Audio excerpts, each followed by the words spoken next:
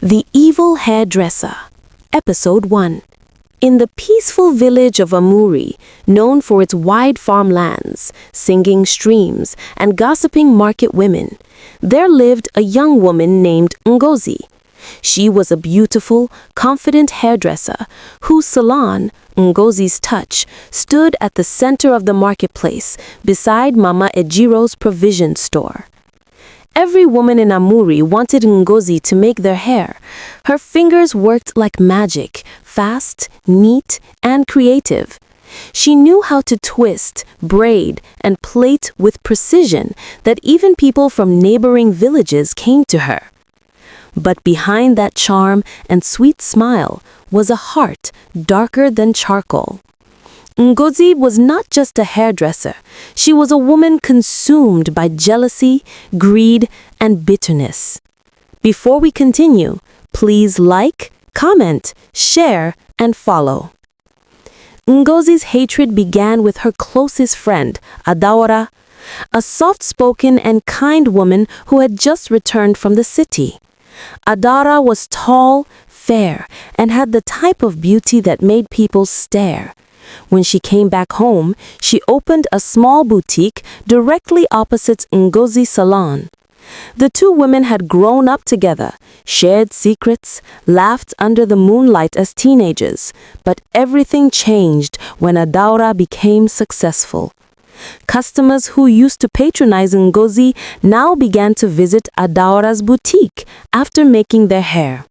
Men who once flirted with Ngozi now admired Adaora's gentleness. Ngozi's heart burned. Every time she saw Adaora smiling or laughing, anger twisted in her chest. Her mother, Mama Ebere, often warned her, "My daughter, contentment brings peace. Don't envy Adaora. Your time will come." But Ngozi would hiss and walk away.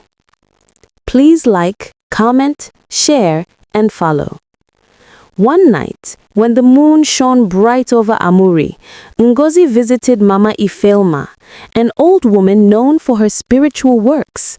Some said she was a healer, others whispered she was a witch. Ngozi didn't care what she was called. She wanted Adaora to fall, to lose everything. Inside Mama Ifelma's hut, the air smelled of burnt herbs and animal blood. The old woman smiled when Ngozi entered.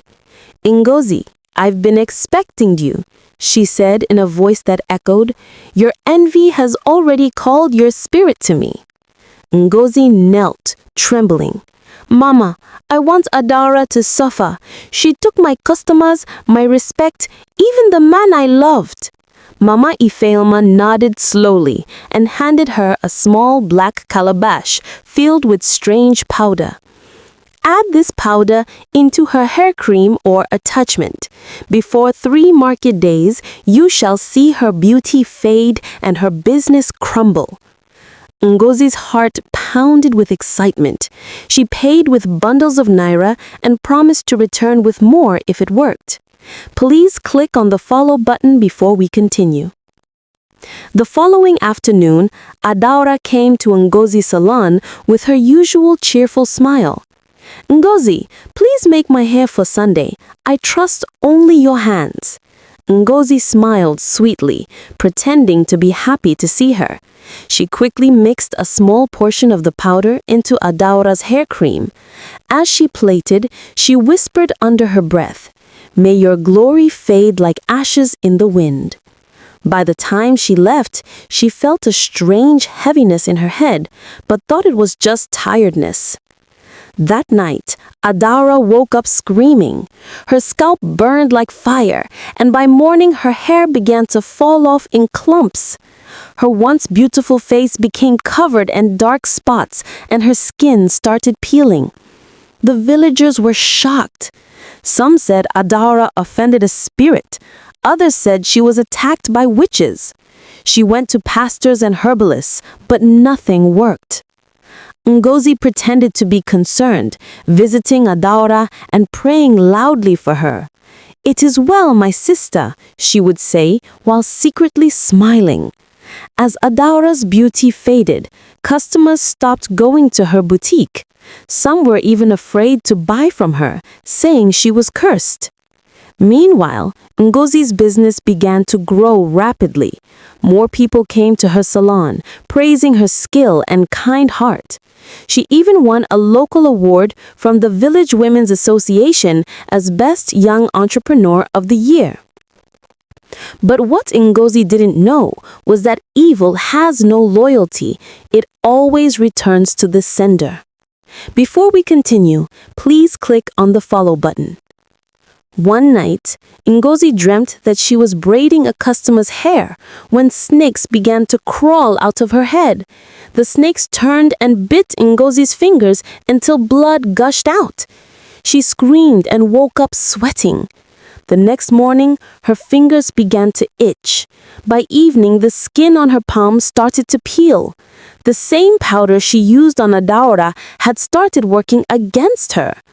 She returned to Mama Ifeoma, crying, "Mama, my hands are burning. Please help me." The old woman stared at her with blank eyes. "Did I not warn you? Every charm needs cleansing. You didn't come for it. Now the spirits want payment, your beauty and your peace." Ngozi fell on her knees. "Mama, please, I would do anything." Mama Ifeoma gave her a calabash and said, "Go to the river at midnight. Wash your hands there and never speak a word until dawn."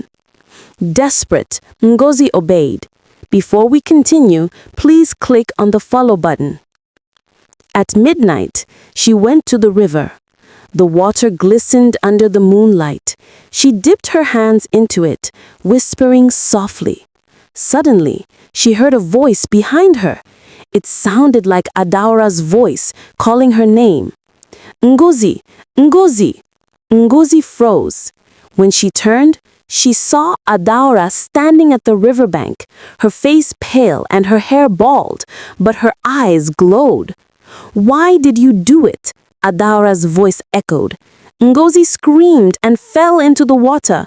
The current dragged her, but somehow she managed to crawl out, trembling. When she looked back, Adaura was gone. She ran home crying, her heart pounding. Before we continue, please like, comment, share, and follow. From that night onward, Ngozi could no longer sleep. She heard voices whispering in her ears, her mirrors shattered by themselves. Every time she tried to braid hair, the customer would complain of sudden headaches or faintness. Her salon began to lose customers. People said she had bad luck. Within weeks, Ngozi's touch became empty. Children mocked her on the street, calling her mad hairdresser. Her once beautiful fingers turned black and twisted. Her skin became rough. She started wearing gloves to hide her hands. Even Mama Ebere wept daily, regretting not taking her daughter for deliverance earlier. Please don't forget to click on the follow button before we continue. Meanwhile, Adaura continued to pray. She met a pastor named Pastor Ben, who prayed with her fervently.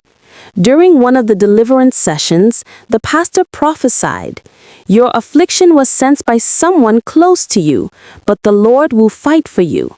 Days later, Adaura's hair began to grow again. The dark spots on her skin faded gradually. Her shop reopened and her customers returned. One Sunday morning, during a village Thanksgiving service, Adaura stood before the congregation and testified, "I was attacked by envy, but God restored me. Whatever evil planned against you will go back to its sender." Unknown to her, Ngozi was sitting at the back, her eyes swollen with tears.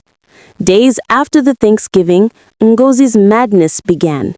She would sit in front of her locked salon, talking to invisible people. "I didn't mean to harm her. It was the powder," she would murmur. Her mother tried every possible cure, from herbalists to prayer houses, but nothing worked. The villagers began to avoid her. One night, a loud scream came from Mama Ebere's compound. By the time neighbors rushed there, they found Ngozi lying motionless on the ground, her gloves removed, her black-inked fingers pointing toward the sky. Mama Ebere wept bitterly. My daughter's evil consumed her. After Ngozi's burial, people in Amori spoke in whispers. Mothers warned their daughters never to envy another woman's progress. Adaura forgave her late friend, though the pain never fully left her heart. She reopened her boutique and used part of her earnings to support young girls learning trades, including hairdressing. At the back of the market square, Ngozi's old salon stood empty, its wooden sign fading slowly under the sun. Some said at night they still heard faint whispers and the sound of combs dropping on the floor. But